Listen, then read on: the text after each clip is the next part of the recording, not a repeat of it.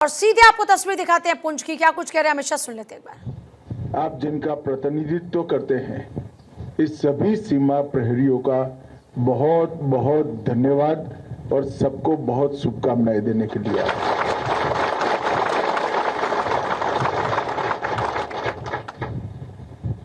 क्योंकि जब भी भारत की सीमा पर किसी भी प्रकार का आक्रमण होता है, चाहे वो ऑर्गेनाइज हो, चाहे अनऑर्गेनाइज हो, चाहे वो खुफिया हो, चाहे सार्वजनिक हो,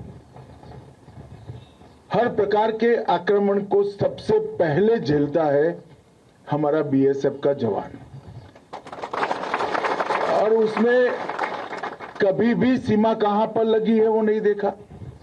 रेगिस्तान हो, बर्फीली चोटियां हो, घना जंगल हो, नाले हो या पहाड़ी हो, कहीं पर भी 365 दिन 24 घंटा बीएसएफ के जवान उपलब्ध भी होते हैं, सजग भी होते हैं और समर्पित भी होते हैं। और इसी के कारण किसी भी प्रकार का आक्रमण सीधा देश की सीमा के अंदर बहुत गहरी चोट नहीं पहुंचाता, कि उसके सामने पहले मेरे बीएसएफ के जवान का सीना होता है और देश के नागरिकों पर जो आक्रमण आता है, बीएसएफ का जवान सबसे पहले अपने सीने पर इसको झेलता है। और इसी के कारण बीएसएफ के सीमा प्रहरियों को देश की सुरक्षा की प्रथम पंक्ति के नाम से एक देश का बच्चा बच्चा जानता है। मित्रों, इस ऑपरेशन सिंदूर के घटनाक्रम में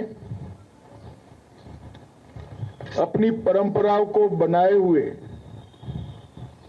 जम्मू फ्रंटियर के बीएसएफ के जवान, राजस्थान फ्रंटियर के बीएसएफ के जवान और दूर सुदूर कच्छ की बॉर्डर पर जो जवान तैनात हैं, वो सभी ने पूरी सजगता के साथ सीमा की रक्षा का काम किया।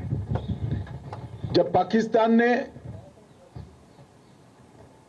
हमारे आतंकवादियों के अड्डे पर किए हुए हमले का जवाब में हमारी सीमा और हमारे नागरिक रिहायशी इलाकों में हमला किया, तब जम्मू फ्रंटियर अकेले में लगभग 118 से ज्यादा पाकिस्तान की पोस्टों को तबाह और नुकसान पहुंचाने का काम हमारे बीएसएफ के जवानों ने किया।